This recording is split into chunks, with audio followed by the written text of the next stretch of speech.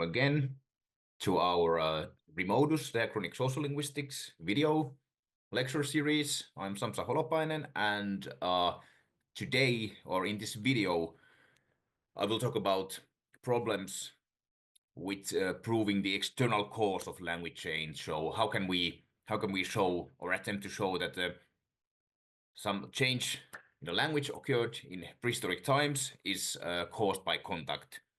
So this is something that has been quite relevant in Uralic linguistics and in other linguistics as well, and it's quite clear and quite commonly accepted that external influence can cause or can facilitate change, and there are some quite straightforward examples of this, like for example in the phonology of Karelian or other minor Finnic languages spoken in the Russian Federation, we can see influence on their phonology from Russian, also influences on the other aspects of their structure, but this is just one very clear example.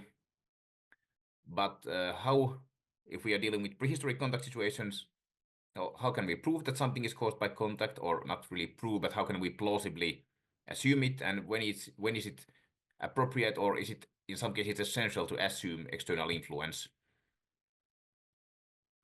So it's often assumed that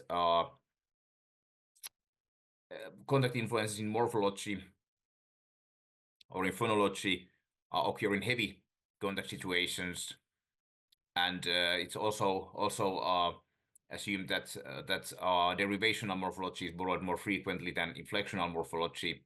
There will again be reference slides in the end where you can find the references to the major handbooks where these issues are discussed, but it's often assumed that in order for grammar to be affected by the structure of the language to be affected by contact, the situation should be heavy. This is of course then this substrate situation, substrate interference that we discussed on another video. That's something that has a different kind of claims have been made concerning substrate interference and contact, but basically it's assumed that words get borrowed more easily, and then influences in morphology or phonology, they require more intensive contact situation. And of course, there have been some suggestions on contact situations where we have no evidence of lexical loans, but have alleged influence, for example, on phonology, as is the case with early some assumed early influences on Proto-Indo-European phonology from some language families of the Caucasus, but with such prehistoric depth, without lexical loans, it's very difficult to really prove anything. And this influence on the structure of language is related to this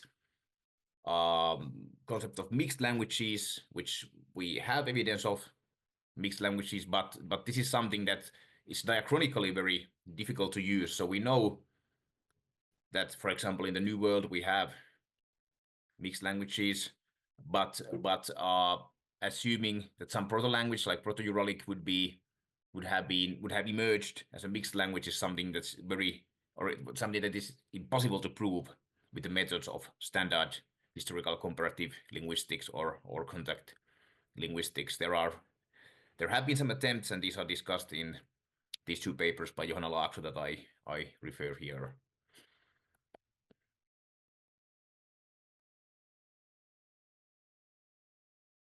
But in general, to continue on what was already mentioned, that it's difficult to prove that something is caused by contact, and it is easier to detect loan words, so easier to detect borrowed lexical material than it is to detect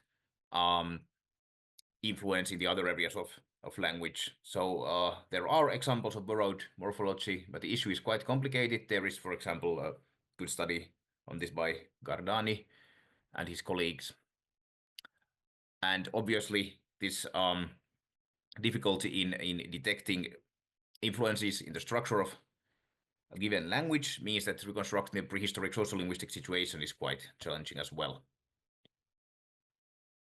Well, and of course here we have this issue of linguistic typology. So there are some changes that are typologically so common that they are quite trivial, and then there are well, also then changes that are less trivial, which, and in these cases it would be more plausible to assume that they could have been caused by contact. There is a long history of and long debate also in the development of Indo-Aryan phonology, for example, development of retroflex consonants there, and whether Dravidian influences played a role there. There is a good discussion of this by Hans-Henrik Hock.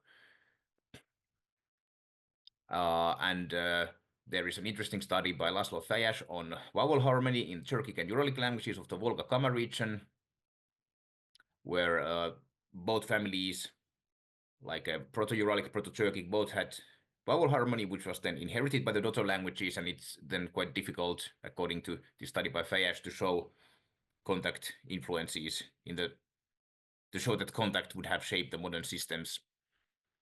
But these languages of the Volga-Kama region, Uralic languages there, they have been heavily influenced by Turkic, which we can see in the lexicon of these languages. And also there are some clear influences on the morphosyntax of languages like Mari, so Turkic influence there, and also borrowing of grammatical morphemes. Common substrate influence from lost languages of the region has also been assumed, but it hasn't been very widely accepted, so the issue of this is disputed. Here just as a reminder of where Uralic languages are spoken, so you can see Volga and Kama there, and a bunch of Uralic languages there, and also Turkic languages, Tatar, Chuvas, are spoken in the same area, and there have been intensive contacts. So when discussing this Volga-Kama region, we know that Uralic languages have been spoken in the region since quite early times, but the current spread has also been influenced by later demographic events. So Mongol invasion, the spread of Turkic peoples, Turkic languages has influenced the current language map that we have there. And there have been varying intensity of contact. So, for example, Mari has been more heavily influenced than, more heavily influenced by Turkic than, for example, Mordvin. And we also see interesting influences in phonology. So the vowel systems of Mari and Chuvas are quite similar, and there is again a very long history of research and a long history of debates on what kind of role the contact actually has had here. Or let's say that the vowel system, there are similarities in the vowel systems, and the vowel systems of Chuvas and some variants of Mari are very similar, and there is this issue of debate on how has this modern situation emerged exactly. But then there are this contact influence in syntax of Mari and Udmurt, for example, these concept constructions, where we have these very similar constructions in both Chuvas and Mari. There are some examples here, and where it's quite clear that the influence has been from the Turkic side to the Uralic side in this case. And we also see some examples of borrowed morphological elements, so borrowed suffixes here. And these issues that I already mentioned, the issues of vowel history, are quite complicated, and there is a long history.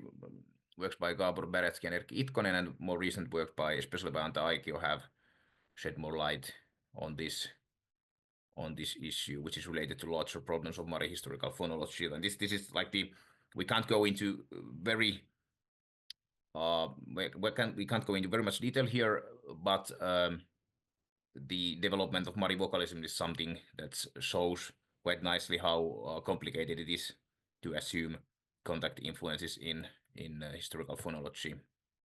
So the vowel systems are similar, but it is and it has been assumed that the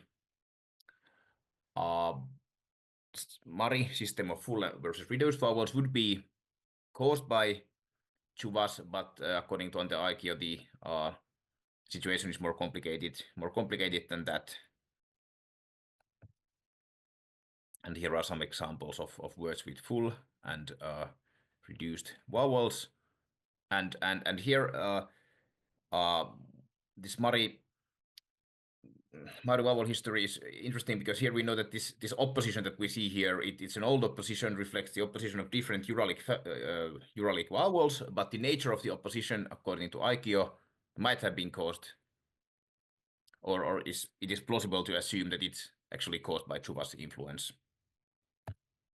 So this was a short introduction to problems of external cause of language change, and here are references to works mentioned here, and you can read more about these things there. And thank you again for your attention, and hope that you will also watch the rest of the videos, REMODUS Diachronic Sociolinguistic video course.